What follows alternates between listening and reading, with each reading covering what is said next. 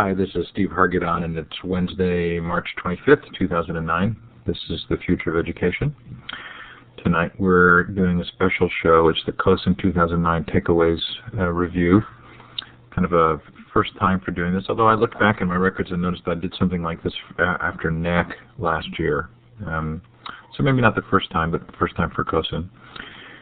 If you're new to the Eliminate environment, then I just want to make sure that you know how to manage your screen.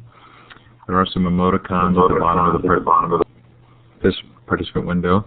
There's a smiley face, clapping hand, confusion face, and a thumbs down. You can raise your hand by clicking on the hand with the up arrow. And I really like the wide view. If you go up to View Layouts and select the wide layout, I find it does a better job for me of allowing me to see the chat window. If you send a message, just be aware that even though you can send a private message, there's a drop-down box that lets you send to another user. Those of us who are moderators can actually see all the messages that go through. So we are a small group, but let's figure out where people are from. There's a wand with a bright red star at the end of it next to the whiteboard, and if you click on that and click on where you are in the country or the world, we'll get to see where you are.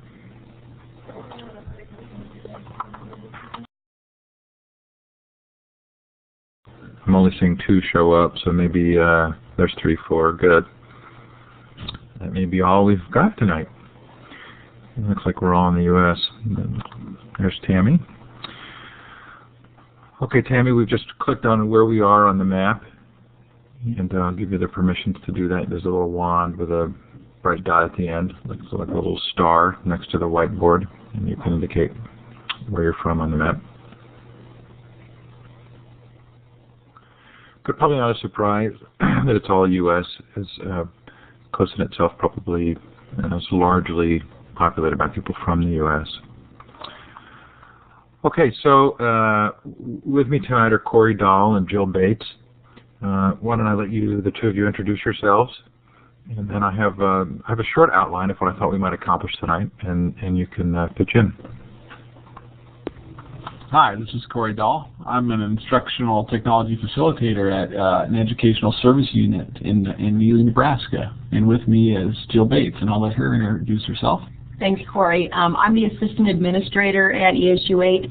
It's a rural area of northeast Nebraska, and we serve a 7-county area.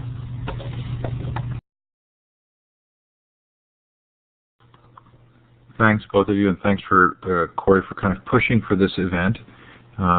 Again, I think it's worth doing, and even if there are only a few of us, I think it's kind of a fun precedent to set that we might be kind of figuring out how to do a reflection on a conference afterwards. I've given everybody access to the microphone, but before you click on that and start talking, if you wouldn't mind raising your hand, that'll help. I thought it would be interesting to kind of take a sort of a large-scale view, a bird's-eye view of CoSN, because it is different than other conferences. And I had just come from the Q conference in California, and then went to CoSN and noticed a pretty significant difference. Q was largely about the tools, sort of practical in-classroom use, and of course CoSN being aimed at technology decision makers, felt like it was a lot more about policy. But more than any other year, I think for me CoSN nailed it. And I'll tell you why I'm thinking that. One was, for the first time at CoSN, I really felt like I had good access to wireless. I mean, it was not without its glitches, but I remember last year in DC being down in the basement and just not having any access to the web. And number 2, it felt like what had been on the fringes last year, which was Web 2.0, really became kind of a focal point of the conversation. Did anybody else experience that?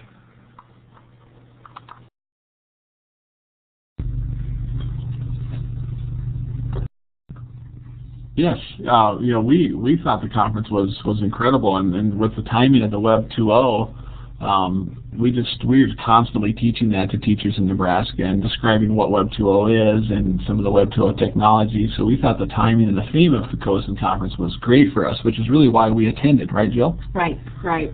And this was our very first time attending the CoSN conference, so we don't have anything to compare it with, but we were very, very pleased and kind of blown away by what we experienced.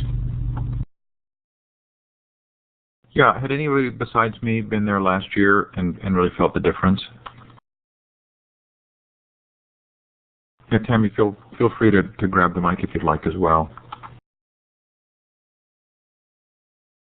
Okay, so having said that, another really big takeaway, there were two other big takeaways for me. One was we set up Linux machines for the email gardens. And email gardens at CoSN have typically just been sort of mobbed because there wasn't great internet access. It felt like this year that was different. There wasn't this huge, there weren't lines at the email stations. And I was trying to figure that out, and I was driving back to the airport, and someone said, well, this year everybody had mobile devices, and they were able to check their email on their mobile device. And I thought, that's really probably true. The other sort of takeaway for me was that even though the conference was about Web 2.0, we're still a long ways away from having conference sessions that are, I think, reflective of Web 2.0. I mean, here we were in for those of us who attended the all-day session on Web 2.0, the pre-conference day, and I felt very much like I was just a passive recipient, which is why I began to Twitter so actively, because there was an irony for me of being in an all-day session on Web 2.0, but just being a recipient. Any responses to those two experiences? Yeah, I attended the pre-session as did Jill, but we went to different sessions. I went to the Web 2.0 symposium,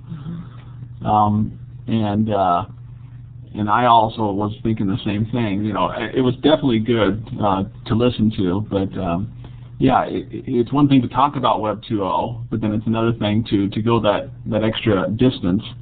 Like you were doing, Steve, you were twittering, as was I. Not quite as quick as you though, but I was twittering just some of the things people were saying back to people in Nebraska and people that follow me, and I was just sharing some of their thoughts. So I appreciated that.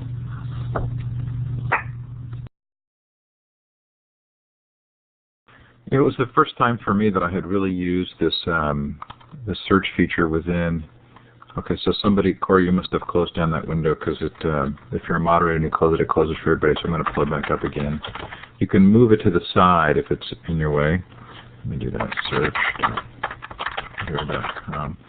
This is the first time I'd really used the hashtag extensively, and the tag for CoSN had been CoSN09, #CoSN09. I'm not closing that. Oh, there we go. Sorry about that. I'm not sure why it seems to be closing. Maybe it's not closing for you, and it's just closing for me. we weren't closing that either, so I'm not sure what's going on, Steve.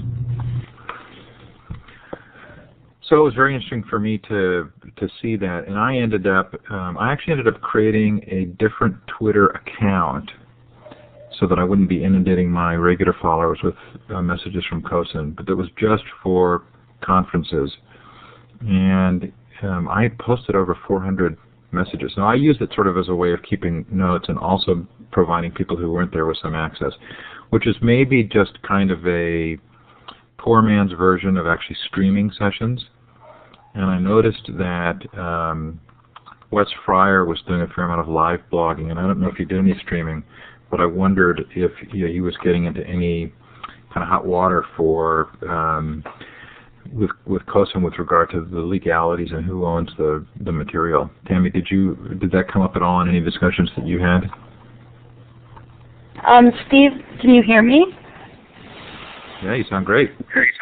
Okay, good. I was actually the person that recruited Wesley to come and blog and stuff, so I haven't heard anything. I really personally encouraged it. I guess I don't see any negative issues with that. Do you?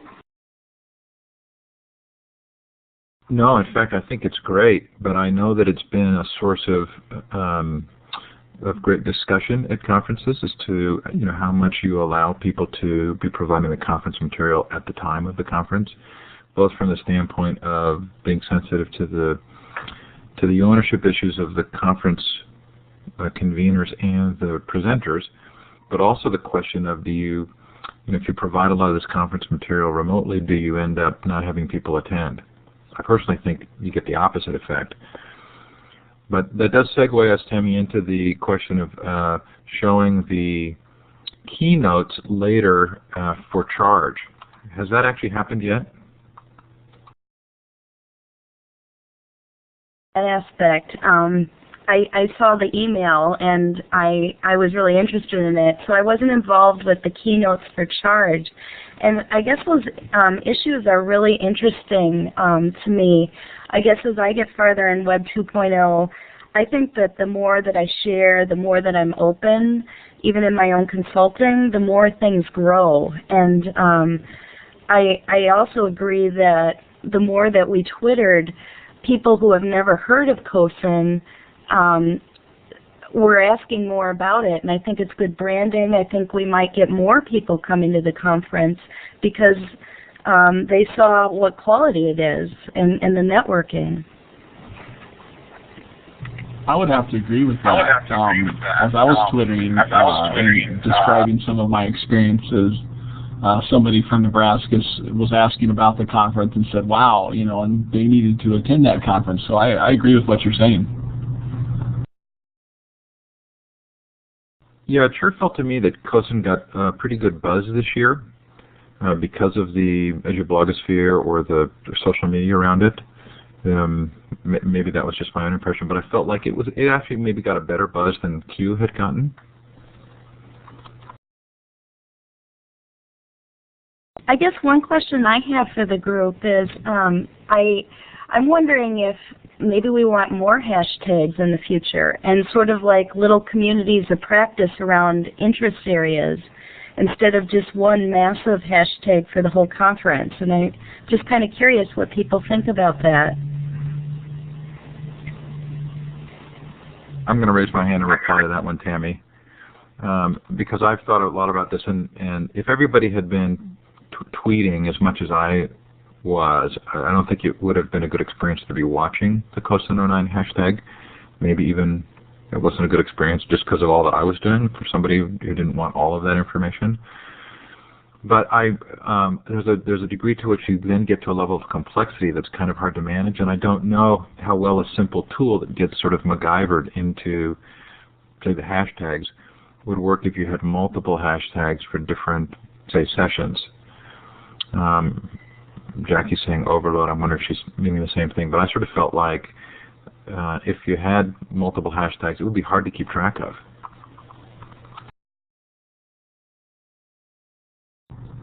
Yeah, that's interesting to know about different sessions because the NIDA conference in Nebraska, that's this April, we're going to hashtag for NIDA, but that's something to think about prior to setting that up for the NIDA conferences. Maybe we do need multiple, maybe strands of NIDA, or maybe some from different sessions. I agree with what you're saying, so people can hashtag out and also follow the responses from certain areas. Well, so we're kind of drilling down a little bit on the use of social media with regard to the conference, and I'm not sure that how much time we would want to necessarily spend on that. I mean, I'm finding it very interesting, but I'm very happy also to kind of move on a little bit more to what I felt were some of the kind of content issues of the conference. Corey, did you have some things in mind you wanted to be sure to accomplish tonight? If you're talking, we're not hearing you, Corey. Okay. Okay. Now we can. What Jill and I were interested in doing really was just talking about some of the things that we learned down there and some of the reoccurring themes that we thought we heard, and then what we turn around and then share with our people in Nebraska. What we took away from national speakers and what kind of the broad issues are. So that's a great place to start. So tell us, what have you been telling people about the conference? Not just Corey and Jill, but the others of you who are here. What things stuck with you? I call those Velcro stories. Like when you're walking through a field and the burrs get stuck on you. What actually stuck with you? Yeah, go ahead, Corey. Well, I'll go ahead and start. And just one of the things that really stuck out with me was that I'm a former elementary principal. Is that, and Jill agrees with this, is that to get a lot of these things done and get people to buy into Web 2.0 and advances in technologies, you have to have staff development, one, and two, you have to have that administrative support, right, Jill? And especially professional development for the principals. I think I heard that theme kind of overriding a lot of the presentations. If your administrators don't know what the tools are, they're not going to let teachers use them. Right. So those were a couple that really came to mind right away. So I'm interested in drilling down on one of those with our group here in particular, and that's sort of the principal administrator level. One of the things that I think we may have learned over the last couple of years was that providing tools like social networking, or in specific Classroom 2.0, provided teachers with an ability to see the benefit that they would get personally from the technologies rather than just talking about implementing them in the classroom. And I keep thinking that the same thing is needed for administrators.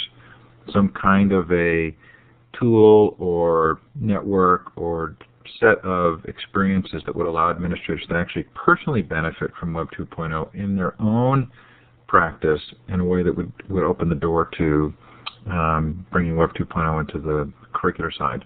Any thoughts on that?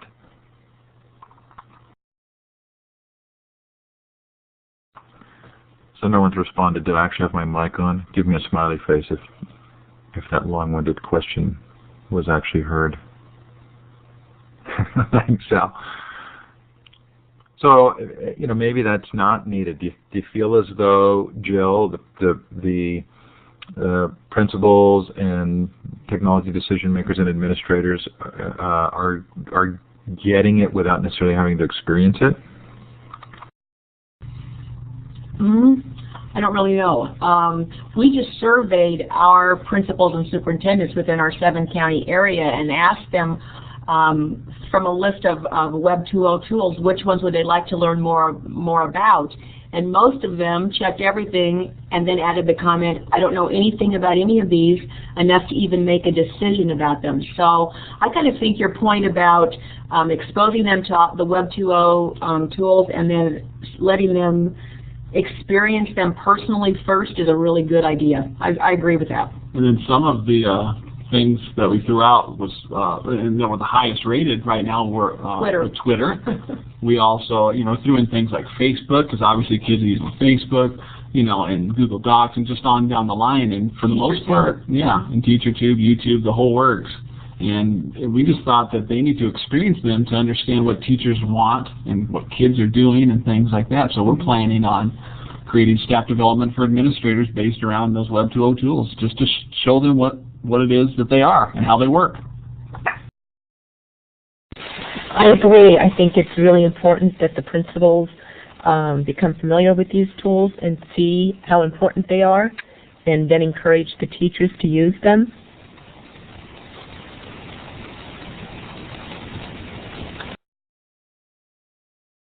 So thanks, Sal.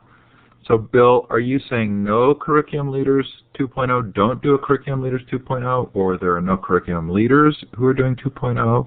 I'm not quite sure where the emphasis is there. And Sal, thanks for just grabbing the mic. That's you've set a good example. Oh, so you're saying it's not the principals, but it should be the curriculum leaders. Interesting. So Jill and Corey, it sounds like you wrote back some sort of high-level kind of desires, and specifically around social media. Okay, we'll let you take the mic back, Sal. I'm not sure if I was heard the last time. I was thinking more in terms of the principals really learning the 2.0 tools and then encouraging them to be used in the classroom. Because I'm right now experiencing a principal who's actually young but really doesn't see the value of technology in the classroom and then doesn't really encourage the teachers to use it. Go ahead, Corey. Thanks, Al. You know, hearing that just sends a shiver down my spine. Honestly, I mean, I don't consider myself old or young. I'm in middle age, I suppose, 40. I don't know what that qualifies me as, but to hear a new principal coming in and not grasping that or getting it or embracing it, I equate those thoughts often to an older generation of people who are ready to retire. You know, and I've had that discussion with people. So, yeah, I mean, wow. I don't know quite what to say about that other than it's our job maybe as staff developers or ESU people is to just help get that word out of the importance of that. Go, Peggy. Everybody, I've been silent long enough. Absolutely. Tech leaders, administrators, right from superintendents to principals down to custodians in the building should all be using, because the whole purpose of this Web 2.0 tools is communication and collaboration. So they shouldn't be in these little privatized pockets of usage, like just the social studies teachers or just the tech people in the district. You know, it should really be an effort to get everybody involved in using them to see their value. But what I took away from CoSN, which was really, really valuable to me, was this was the first time that I had been invited to present my work to administrators and decision makers. You know, I've been invited to present to tech people, to teachers, to virtual world consortiums, but this was the first time that I had the room full of people scratching their heads with superintendents and administrators and principals and what have you. And that was such a valuable experience for me, because this was the first time I got to show them the learning. This wasn't just another fad, trendy, cutting edge, jump on this next, you know, why should we invest in this? This was a real platform for me to show them the pedagogical soundness of using virtual worlds. So for me, it was really a valuable experience. Hey, you just got some props there, Peggy. Corey says that your session was his favorite.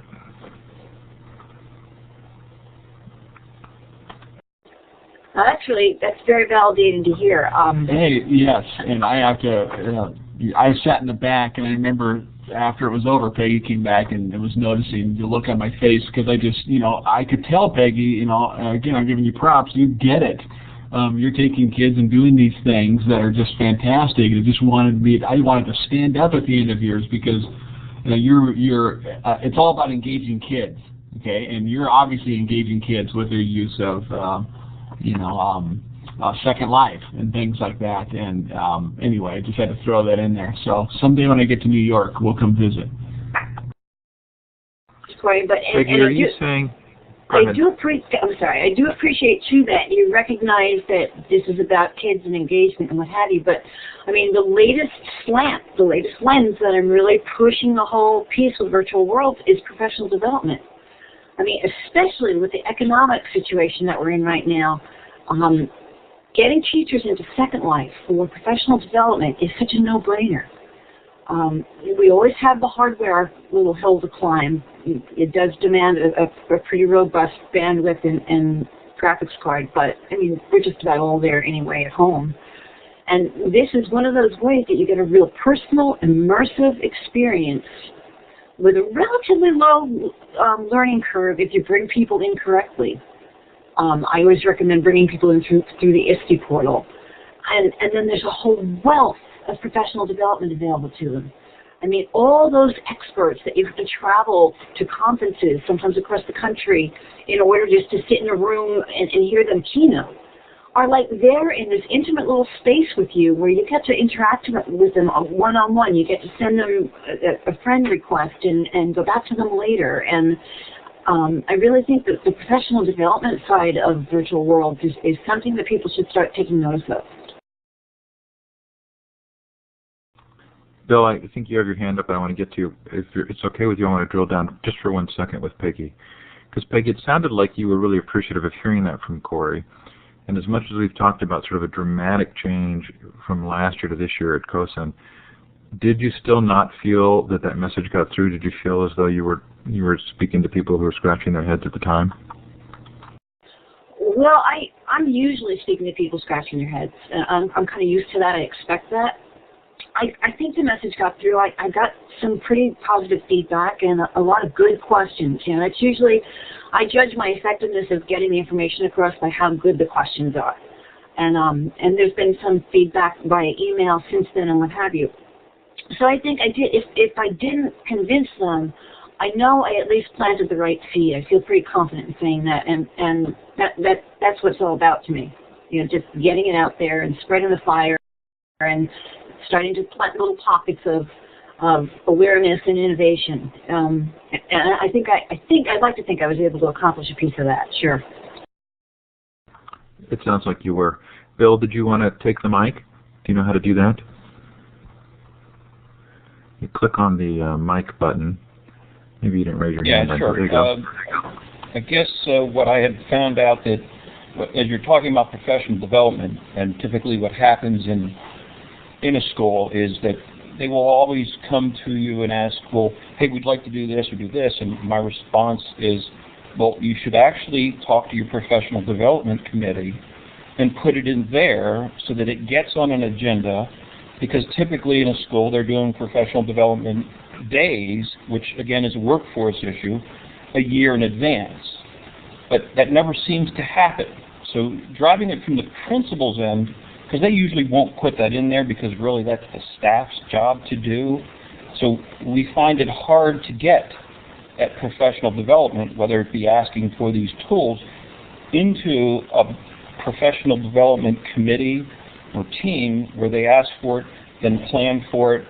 It just never seems to happen. If they can get by that, I think you'd get more, push towards these things, and really not coming from the principal standpoint. Yes, the principal has to support it, but we just seem that it's the teachers that don't really. That's why I was saying that curriculum leaders, and in most cases in every building, the principal is the curriculum leader, but they also have teams for each department that are the curriculum leaders, and that's kind of where I think this really should start. Does anybody want to reply to that? I'd like to give you another example. This is Peggy. Another example of the trickle-down or the trickle-up effect. I think teachers, and again, I'm speaking generically now, I think teachers are more receptive to innovation and new tools and new ideas when they come from a peer group, rather than the quote-unquote expert. However, in terms of getting Web 2.0 tools available for professional development, 9 times out of 10, I'll hear teachers saying, yeah, we really want to try that, but it's blocked. So that has to come from the administration. They've got to unblock Skype. They've got to unblock YouTube. They've got to unblock Twitter and use it and model it. So, it's really the dichotomy of it needs to, the desire or the willingness has to come from the practitioner. But the encouragement and the freedom to make mistakes has to come from the administration. And that's why I'm always touting the district that I work in. I mean, my superintendent and all my principals are on Skype all day long. They've all just started using Twitter. They support the in-services that I do in Google Docs, in Google Apps for Education, rather. I do an in-service called Web 2.0. I do an in-service called Teaching in Second Life. And they don't pay the teachers to take these in-services, but the teachers get credits towards salary increments. So there's that, there's all those pieces in place that even if you get, we've kind of divided our teachers into 3 generic groups, the tech savvy, the tech resistant, and the tech willing. So even if you get a tech resistant teacher in there who's really only doing it for the salary increments, chances are you're going to hook them on one tool, and usually it's Skype. When they find out that they can talk to their relatives in Ireland or their kids in college or whatever for free over the internet, you got them. And then you just go from there.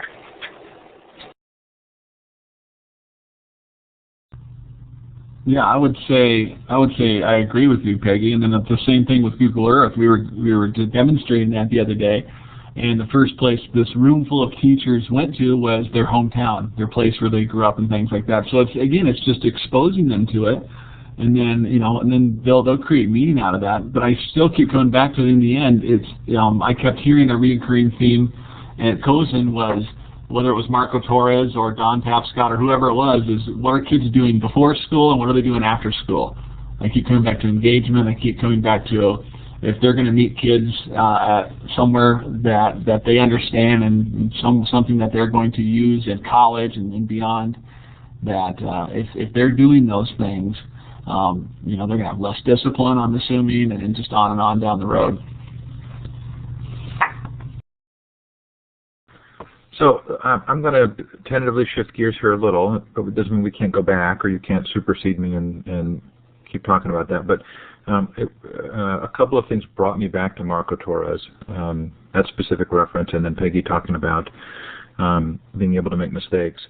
What did you think of the keynotes? For me, I felt, aside from the fact that again, we were having knowledge poured into us, I thought that they were really good choices. Did you agree?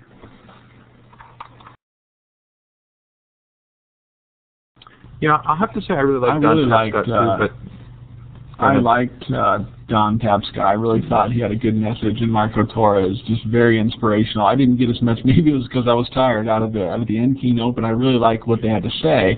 I just wasn't as entertained, but I really thought the message of Marco Torres and Don Tapscott really hit home, and I participated in a webinar last night. Listened to Don Tapscott give that same spiel again, just about everything that he talks about with growing up digital and so on. Jill, did you have anything to add to that? Yeah.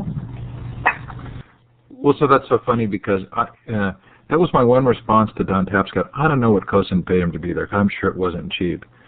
But I actually heard all of that material before, and I know that's not fair, and it's not fair to Don, because he's speaking on it and making a living. But it was a little bit disappointing to me because I'd heard all of that same material from him before, whereas Stephen Johnson I hadn't heard before, and that's not Stephen or Don's responsibility, but I hadn't heard what Stephen Johnson had to say, so I really loved that, and I hadn't heard Marco Torres at length like that, so I really loved that. And maybe that's just the difficulty of having keynote speakers is that they're going to bring material that they've used elsewhere. I'll give out some information very quickly about some things I really like. Stephen Johnson said that the tool gets shaped by the users, and boy, have I really appreciated that thought, which I'd had in my mind. I'm not sure I had coalesced as eloquently, but the idea that, in part what we're seeing is a transformation in terms of how tools get adopted, and that's just such a big part of it, is that we are taking tools and then we're redefining them based on our needs. Twitter especially, with Flickr, which was not a photo sharing service, or Ning, which was not a social networking service when they started. I thought those were amazing. That was an amazing sort of insight for me. I thought Marco Torres really drove us toward learner-centric environments, and that again was just a real big takeaway for me. Other thoughts? Yeah, I just typed it into chat. I'd heard Don inside and out and around and through and read his books and what have you, but I think you and I are not the typical audience member at something like CoSN. I think he was really the ideal selection for a keynote because I bet a lot of what he had to say was brand new to the majority of that audience. The whole concept of the grown-up digital and the makeup of the learners that are sitting in front of us today. I mean, even if they know it on some level, to hear it from a New York Times bestseller author in a room full of your peers, you really have to sit there and re-examine what you know about this, what you feel about this, and what you can do about it. I thought he was a powerful choice. I think he ended kind of flat, and I told him so. I went up to him later and I said to him, Don, you could have ended that conference with a bang by showing my kid's video. And he kind of got this blank look on his face, and I said, you haven't seen it yet, have you? And he said, no, Peggy, I'm sorry, I haven't had a chance, I haven't seen it. So I did my mother hen thing and just looked at him and said, you need to see it, and walked away. And he emailed me about an hour later and said, oh my God, I've seen it. it's powerful. Thank you. I'll use it in the future. So I got a little gratification for my kids there, but I thought he attempted to do something interactive with the audience at the end, and he didn't have the right tech support, and it didn't work. And I kind of felt like it was a little bit of a disappointing ending to his what could have been a really powerful keynote. I was thinking, as you said that too, I knew that gaming could be valuable, but it is important, well, like you said, Peggy, to hear those things again. And I went home and even shared that with my wife. We were thinking about the games that my kids were playing and how some of them are those thinking games. And again, just like you said, I knew that stuff, but when you hear it, and I'd heard it before, and then you go home and it just maybe keeps that on just at the forefront of even my thinking as a parent. How some games can be good depending on what type of games they are and the skills that they're learning from playing it. So I agree with you, Peggy. Yeah, it is very interesting to kind of compare conferences, but one of the things that I love so much about EduCon at Science Leadership Academy, and they're not the only ones that do it, was the active use of students being involved. And I hadn't even thought about that with regard to CoSN, but that would be a great addition. That would be, in fact, Tammy, I hope you're taking notes. I'll try and remember that one as well. This is Jill. My favorite session at CoSN was where I heard a student panel from one of the new tech high schools in Texas speak about their project-based learning. And each student talked about the reason that he or she was attending the school. Some of them were there because their parents said, you will go there. Others were there because they were interested in the technology. But all of them said, I love to come to school. And for me to hear kids be so excited about their high school education was just absolutely a high point for me. And I loved the student interaction. Okay, so Tammy, if you are taking notes, there's another thing I wanted to bring up that I think would be very interesting to get. Of course, this isn't a representative group, but CoSN does a lot of panels, and they also do this combining of speakers. So 2 or more speakers will submit to speak on a topic, and CoSN will actually combine them into what are fairly short segments. And it looks like Jim Klein is in here now, and Jim and I actually were assigned to share a session. And truth be told, there really wasn't time for both of us to speak. Did anybody else experience that or feel that any discomfort with that model, or did you like it? Okay, so I'm wondering if I clicked the mic button when I asked that last question. Did you hear me ask a question about combining sessions? Okay. It just didn't generate an answer, so I was thinking, maybe I didn't click the mic button. I visited the New Tech High in Sacramento. I don't know what school district that's in. I do know that any student in California could actually attend that school if they wanted to. It's not really about the technology. They're actually probably going to change the name because it's really about project-based learning. And I was shocked that there were some really sort of basic, they're not using blogging or wikis at all. They were unfamiliar. They're doing this beautiful thing with student portfolios, but they're teaching the kids Dreamweaver in order for them to create their personal portfolios. And all I had to say was Weebly. The idea that the students would actually be tasked with building their own portfolio, I thought was brilliant. But they're not really that tech savvy. They need a technology integration specialist. They need somebody who really understands the tech. I went into their social media. I went into their multimedia class, and they were doing a project that required that they create some kind of a multimedia presentation around Aesop's Fables. And I said, oh, that's great. Is that being taught in another class? And he said, no, I just chose that. So I asked if there was any connection between the projects they were doing in the multimedia lab with the other classes, and there was not, which surprised me as well. It seemed like that would have been a really natural thing to do. But I will tell you, I walked away from that school thinking, I wish it were closer. My kids would be going here. Okay, so I think Michael Horn was probably not as dynamic a speaker as we heard in some of the other speakers. I am going to have Michael on the Future of Education show later in May.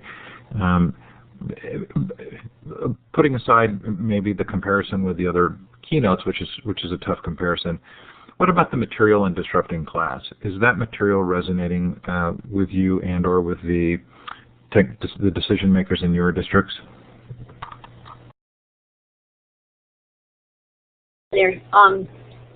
I had actually read Disrupting Class quite a while ago, and then it started just popping up everywhere when I went to Google Teacher Academy. That was in the giveaway bag. Actually, at the Celebration of Teaching and Learning, which I went to right before CoSN, they were giving away copies of that to all the presenters and stuff. It was everywhere. And when I had started reading it, I think I was 2 chapters in, I literally bought a copy and sent it to my superintendent. And 2 days later, it came back to me in my interoffice mail with a note from his secretary saying Dr. McNaughton has his own copy now. I think it's a powerful book. I think it's a book that will be accepted by more people than others of its ilk because of the fact that it doesn't tear down education. He basically says, you know, considering what they've been asked to do, they've been doing a pretty good job, but here's what's got to happen. So I think it's going to resonate with a lot of the corners that have been resistant in the past. So is there a little bit of irony in that book that, in fact, if he's right, it won't matter that people actually read the book?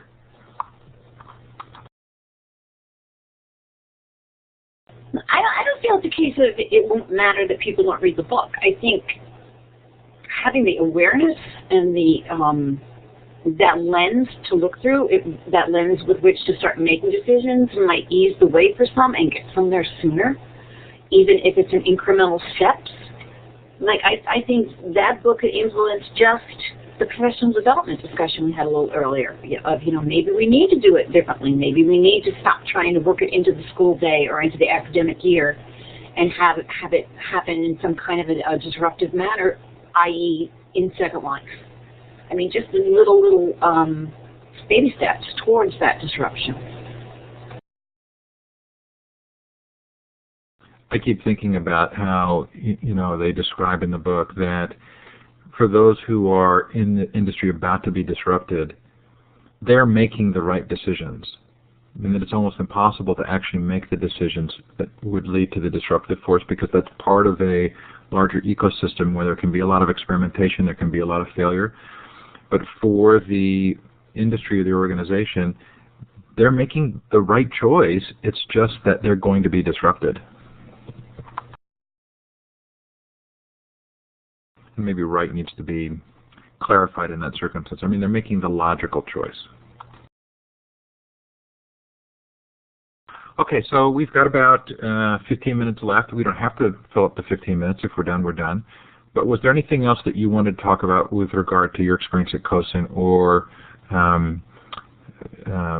just in general with regard to these kind of conferences, where they're headed? You know, what can we expect? Can we actually expect, if conferences are the equivalent of the classroom, meaning if what we do at conferences is a mirror of what takes place in the classroom, can we really expect the conferences to become more interactive?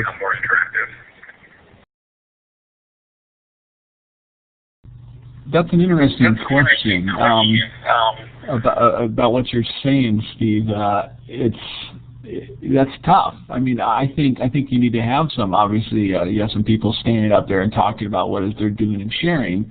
But I think what you said earlier, you go to a Web 2.0 conference or to any technology conference these days, there has to be that Web 2.0 factor in there somewhere, somehow figure out how to integrate it and get people at that conference to use it. And then I was reading comments earlier, Jackie, you were saying, I believe there's a high known factor for standard in-services, and I just wanted to comment on that. We've had some in-service, Jill and I, recently on the Web 2.0 things, and people leave, and the comments are just tremendous in that they love what it is that we're showing them, and wow, this was the best in-service I've had in years, and things like that. So and thanking us for giving them the time to use the tools and play around with the technology before they leave. It's almost like I'm thinking of conferences now. It almost needs to be a bring your own laptop, because we're going to talk about it just like we were doing, and then let's try it for 15, 20 minutes and experience a little bit, not just talk about it. Anyway, those are just a few thoughts. So the notes I made were, I mean, if we're talking about learner-centric environments, how would you actually have a conference be learner-centric? And I think some of the stuff we're doing with unconferences and EduBloggerCon and the Classroom 2.0 live workshops are maybe my attempt to go that direction. But you know, if in fact what we're talking about learning in the classroom were to be applied to conferences, what would we do differently?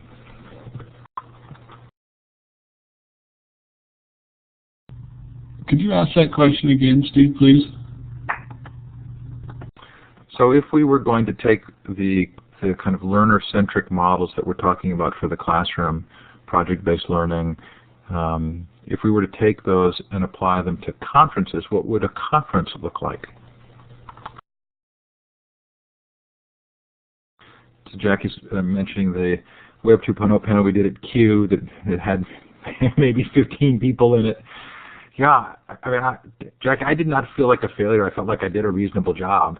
And I actually like holding a panel that way and really involving the audience, but certainly we did not get much of a group that day.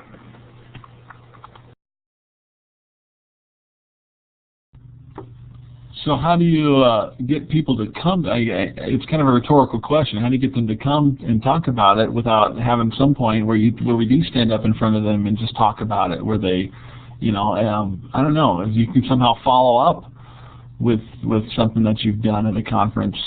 Boy, I mean, it's a tough question. I guess I don't know what the answer is to that, other than to just be aware of it and move on from there. Boy, I mean, there's a $1 million question maybe, is how to make these conferences more like a Web 2.0 environment and interact with the audience somehow, and have reliable internet too. That's always helpful. Yeah, I think saying Web 2.0 is maybe not really what we mean, which is just that we're wanting to make them participative. And I guess the question is, you know, would you have to sort of redesign a conference from the ground up if you were really going to make it learner-centric?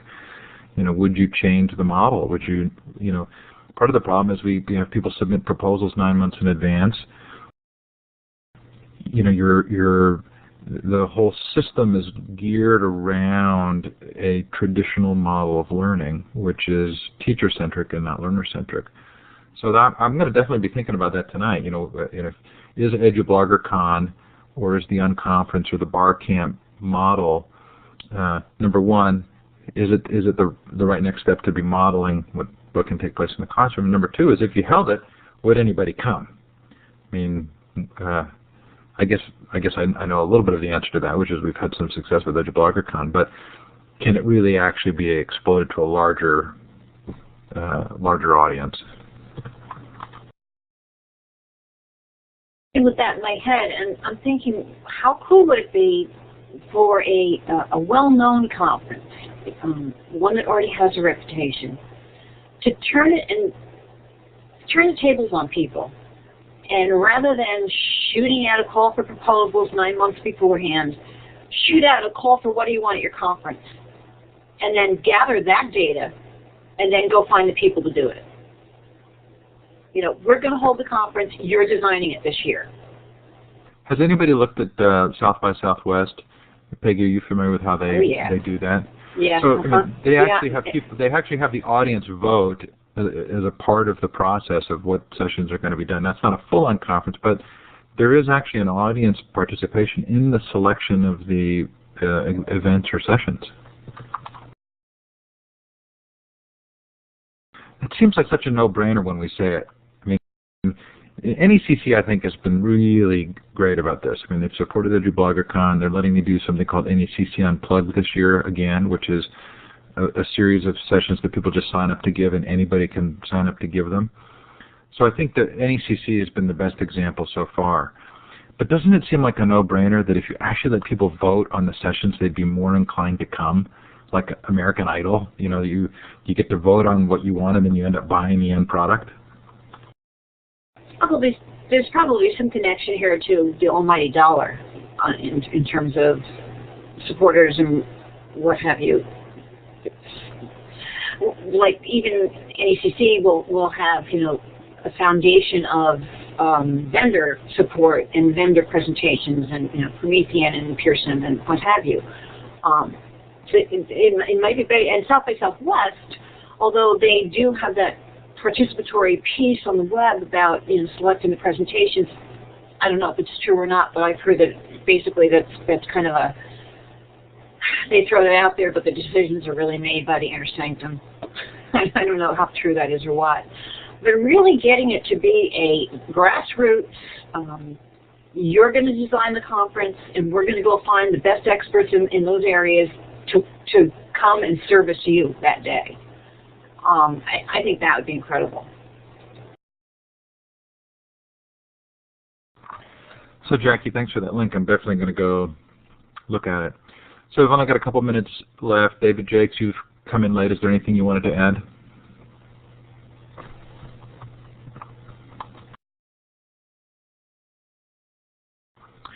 Anybody else want to say anything before we wrap up for the evening? Oh, Kim, you came in kind of late too. Did you want to say anything? Hi, this is Corey and Jill. We just wanted to thank you for this opportunity, and we are constantly learning. We're both learners. If you've taken the Gallup polls, are we not? And we appreciate everything. Thank you, Steve, for setting that up, and everyone else for your comments. And we'll continue to do this. I hope to see all of you out there, whether it's in the virtual world or in a conference or on Twitter. But thank you again from Nebraska. Yeah, thank you. Go ahead, Peggy. Peggy, did you want to say something? So let me just express appreciation to KnowledgeWorks for the Future of Education series and for Illuminate for providing this room. This was a nice small group, but I really felt like we talked about some fun and interesting things for me, and so I really appreciate your being here, taking some time on a Wednesday night. We're not always going to have huge crowds, and I think the discussion wasn't any less interesting because of the size of the group. I got some good takeaways. I will post the recording and the chat recording on the futureofeducation.com website, and we'll look forward to future fun events. Thanks, everybody.